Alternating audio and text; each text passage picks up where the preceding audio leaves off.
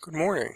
I recently completed a series of tutorials on Google Forms, and it turns out the people at Google have been busy and have added a new feature. So this very short tutorial is going to review that new feature, which is actually very nice. It's very handy. So let's take a look.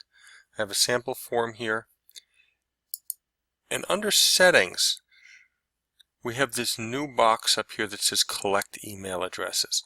Now there are several ways that email addresses can be collected. I can say limit to one response, but that will require that users be signed into Google. Now, it doesn't have to be a Google Apps account, but they must be signed into Google. So that's one way. But we also now have this collect email address option. If I simply save at this point, it creates an email address field for me. Gives me the option to change some settings, so I'll go right back into there.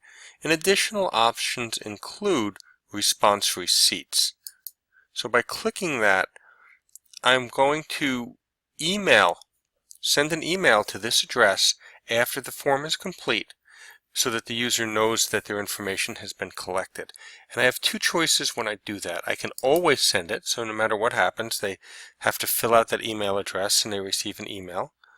Or if the respondent requests it. So there'll be an option as they're completing the survey for the user to indicate that they would like an email confirmation. Okay, let's take a quick look at how that looks to the user. So if I click a preview, you can see that I have a place for the email address.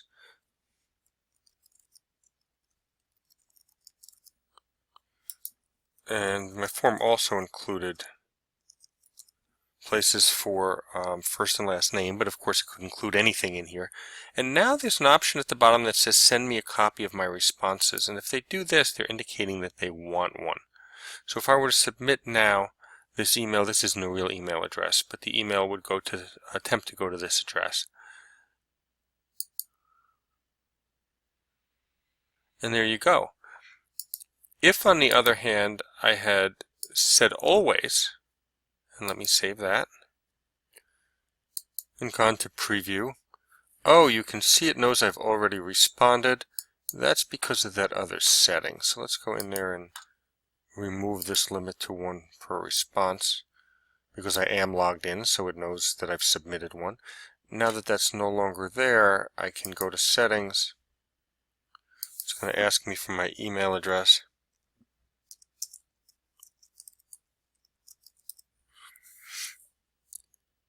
But it's going to simply tell me that this response will be emailed to me at the address I've provided.